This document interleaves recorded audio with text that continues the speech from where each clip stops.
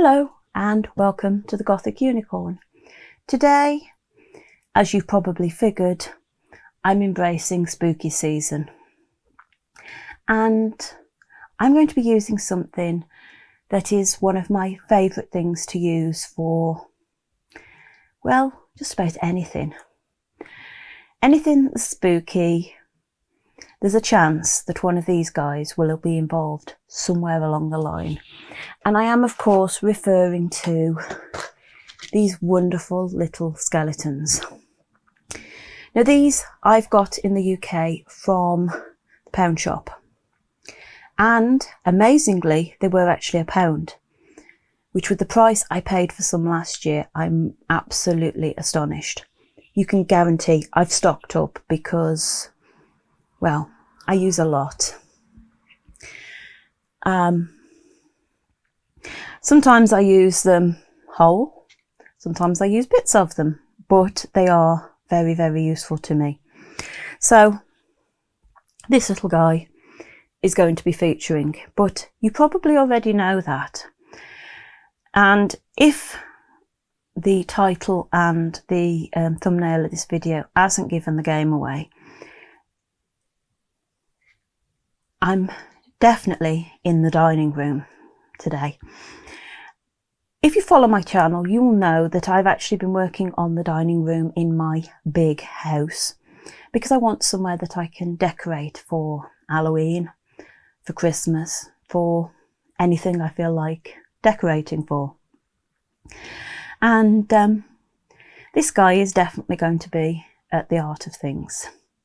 So let's get on with it.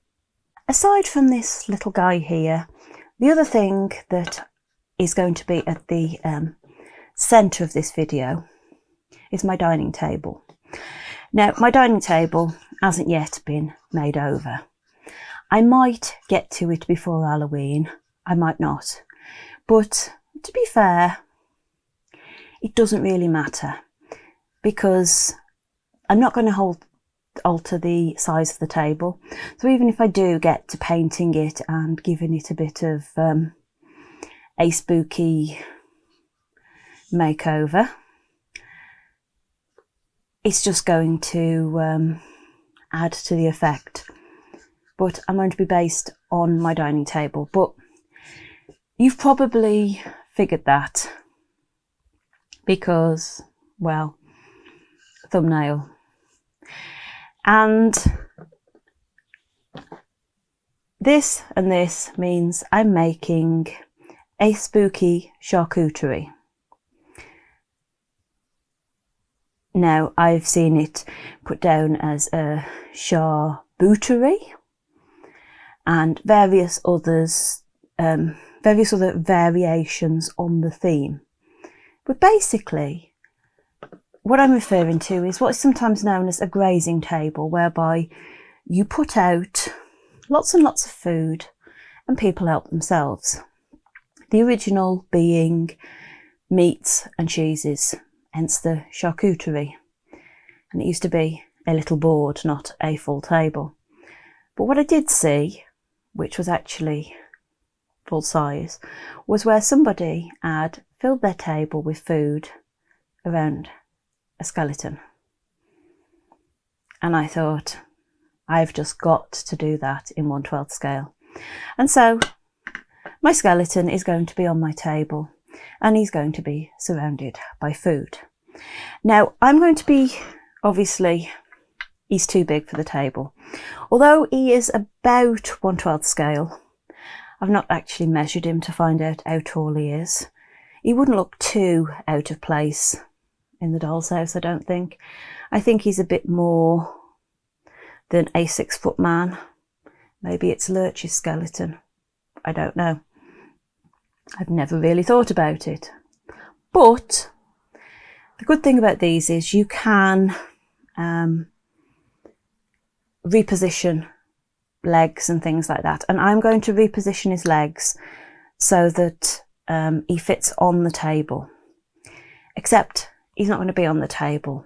I'm going to make a false top, which I'm going to cover, which will fit on to the table so that it can be removed and stored away for the next time I want to use it. This is building upon the idea that I did in my Easter table video, which at the time I said was something I was doing as a proof of concept, and it works. I've done 2 table displays since, and I've been able to change them, put them away, and I like the idea of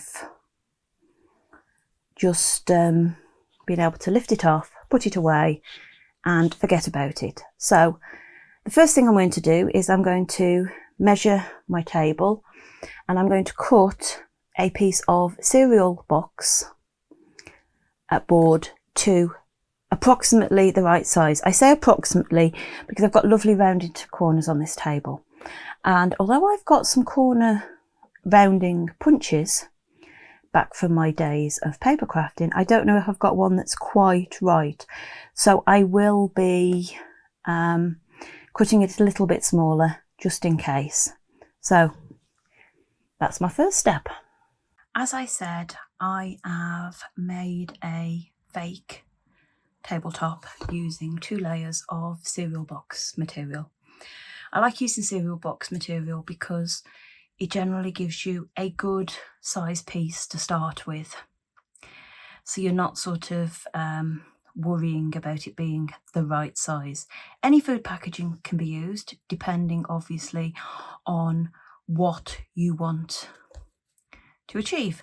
So I've done this so that it is the size of the main top of the table, because obviously, as you can see here, the table has got this lovely edge that makes it look like it's made of different layers of wood and all nicely chamfered and so forth. And I have trimmed off the corners.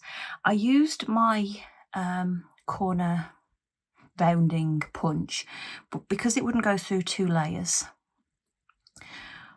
well, it did on 2 of them, but not on the other 2. All I did was I trimmed it off where it had marked the board with my scissors. That's what I used. I used a little pair of scissors. Now, obviously, I don't want that showing underneath my food, etc. I could cover it with kitchen foil, but I don't know, that looks a bit meh. I could make it look like a board, I could paint it, etc. I don't want to do that. So what I'm going to do is I'm going to go for a tablecloth. Now this is actually a piece of a trash bag, only a thin black trash bag. Any thin plastic could be used. And at the moment it is too big. If I just show you, it comes down to the floor. I don't want it to come all the way down to the floor once it's in place. And I'm going to actually attach this to that, but I've got to trim it off first. I've got to figure out how long I actually want it. Now, in the UK, for parties and things like that, it's quite common to find plastic tablecloths, disposable tablecloths. Sometimes you can get paper ones, which are a bit better because at least, well, they're not plastic. But plastic is still there at the moment. And that's what I'm going to use for this. And then what will happen is I will be able to lift the entire piece off, board, tablecloth and all, and store it for next year. At least that is the plan. So that bit is sorted, and while I was sort of waiting for the glue on the board to dry, because obviously sticking 2 pieces together it took a while, I thought I'll have a look. Now I measured my skeleton, and my skeleton is actually a touch under 7 inches tall. It's a lot bigger than my table. And I knew I was going to have to reposition him slightly so that he would look better, look like he actually fit on the table. And I'm going to say these skeletons are awful. Now normally, the ones I normally use, I can bend them, I can glue them with my ordinary glue, and I can certainly glue them with hot glue. I have glued in with a combination of my ordinary glue and hot glue, and I am considering going in and reinforcing the joints with UV resin. He bent a small amount, which is all I wanted to do with the shoulders, was just bend it a little bit. And then, yeah, I had to take his legs off to sort his legs out. And I dropped the rest of him on the floor, and his forearm and hand on this arm fell off, which means I've stuck it back on, sticking up. I will probably hang something off there when it comes to dressing him. That sounds awful, doesn't it? I'm going to dress my skeleton, but there he is. So I took my my craft knife, removed his legs, and I cut into the knees. I've reinforced them with glue on both sides. That's just my ordinary glue, and I actually used some elastic bands around the legs just to keep them in place and left them to dry overnight. I know it's not the most flattering of positions, but it makes him fit better on the tabletop, and that's what's important to me at the moment. I'm probably going to give him a bit of a coat of paint just to cover up some of this extra glue, because there is a lot of extra glue around his hip bones and his elbow there where I've just glued him back on. But hopefully I'll pile food around him and it won't be quite so obvious. I want to actually bend that joint a little bit more if I can, so I can actually put that elbow down onto the tabletop as well, and then I can have more points to attach him, because he's going to have to be glued down. Obviously, at the moment I can glue the head, the bottom of the spine, both feet, possibly that elbow area there, and if I can get that elbow as well, so much the better. He's not going to go anywhere, and that's what I want, because I want him to last quite a while. So obviously I've got the tablecloth to trim, I've got the bits to stick together, but it's actually time to start thinking about the food, because you can't have a spooky charcuterie without the bits to eat, can you? I have had some real difficulties with my little dude here. I picked him up to be able to attach the black plastic to the fake tabletop, and his forearm fell off. The hot glue just did not work with this plastic, and what I've had to do is I've had to resort to UV resin for his hips and his elbow, and it seems to be holding. I will be using the UV resin to attach him to the table, well, to the tabletop, so that I can pile my copious amounts of food around him, and hopefully that is going to do the trick. It's just annoyed the heck out of me. So I have attached the plastic to the cereal box material. I use some double-sided tape because it's enough. I don't need it completely glued down to the base, because there's going to be stuff on top of it.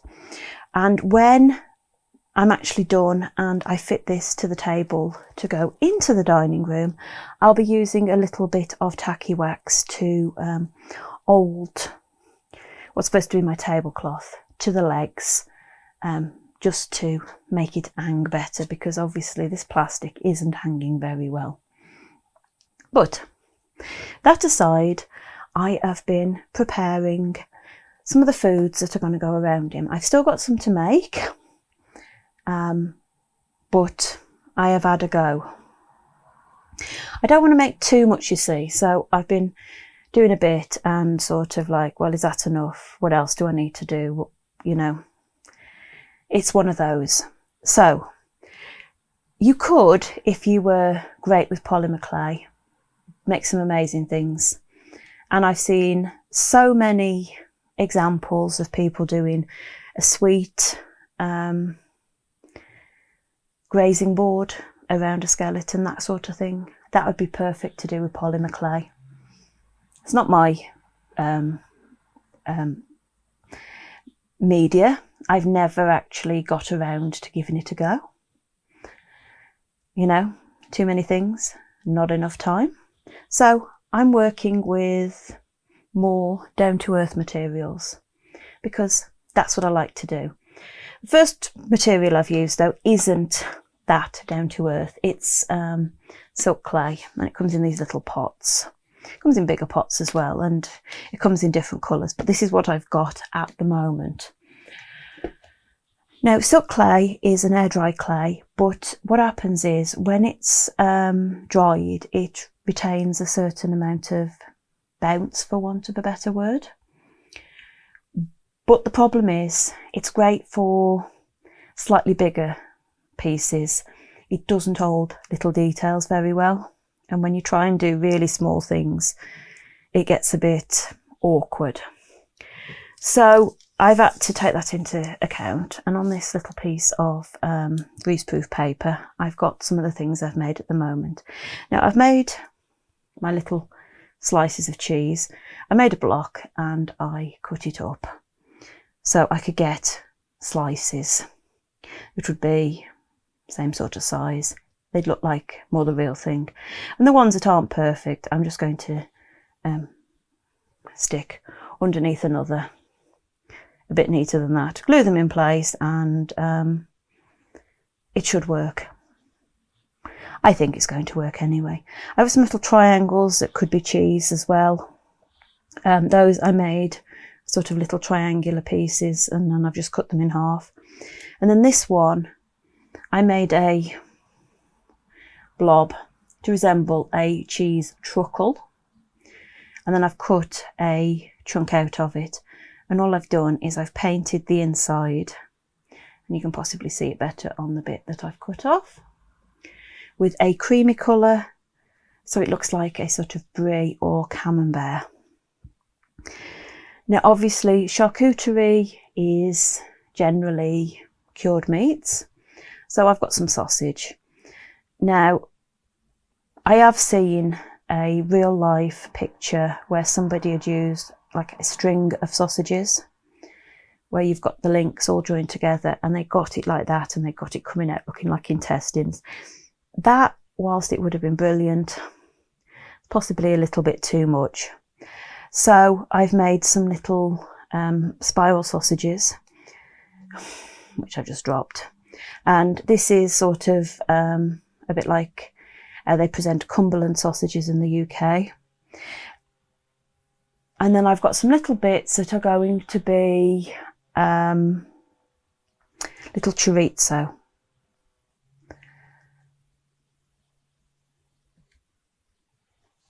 And what I'm going to do with those is I'm going to attach them to something, probably a piece of this greaseproof paper, put a little bit of paint over the top just to change the colour a bit, because I need it a little bit more orange than it actually is, and then put it into place.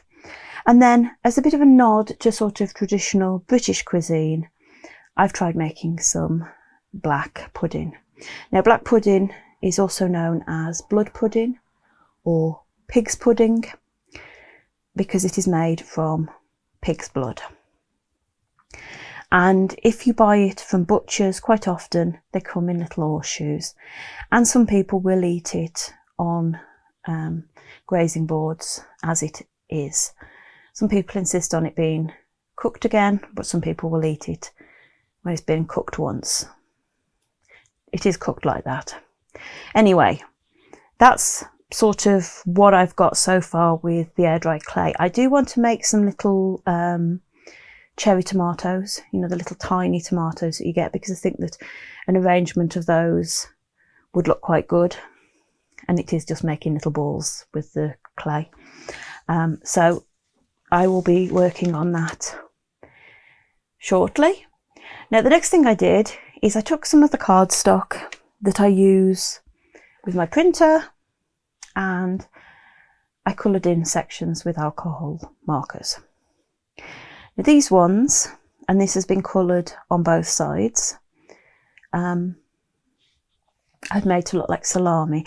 I used a white gel pen to just add some little dots for some texture to make it look like there's some fat through it.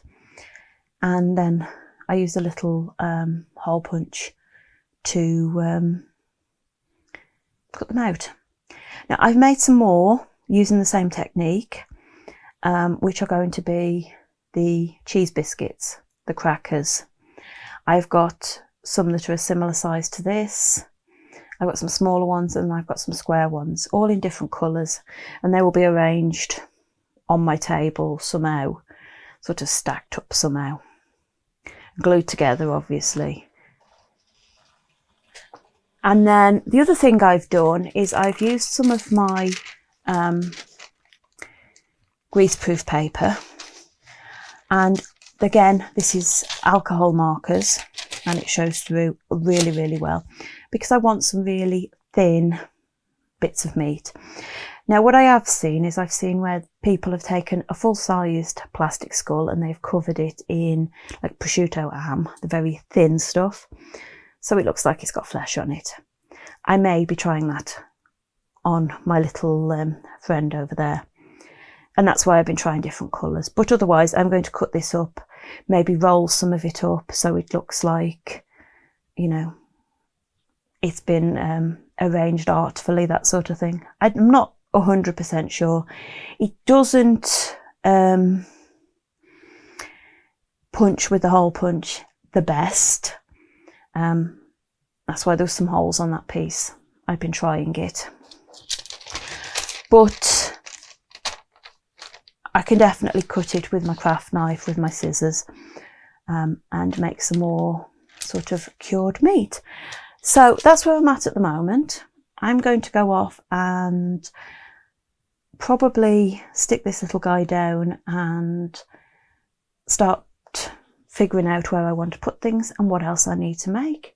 And then when I come back, we will actually be putting him together. And I'll show you the other things that are still drying, that aren't quite ready to be moved yet, because as always, drying time is my nemesis. Well, that and my neighbour, who has decided that this afternoon is the perfect time to do his garden. Turning this little dude into a feast has taken a heck of a lot longer than I thought it would. Now, I know I showed you the bits that I'd got prepared and mentioned a few of the ideas that I was going to follow through with. Well, I ended up making more. I made another salami, this time from air dry clay. I made olives. Well, I had to make a couple to do his eyeballs, so I made a load more. I've made some little tiny pots, which are from blister packaging. That one is supposed to be butter. That one is supposed to be some kind of pate. The final one has got some sort of dip. I've got the bread and bread rolls, which are made from ordinary air dry clay, and that I pulled out of my little shop that I'd made ages ago. And I included one of the jars of pickled onions from there too.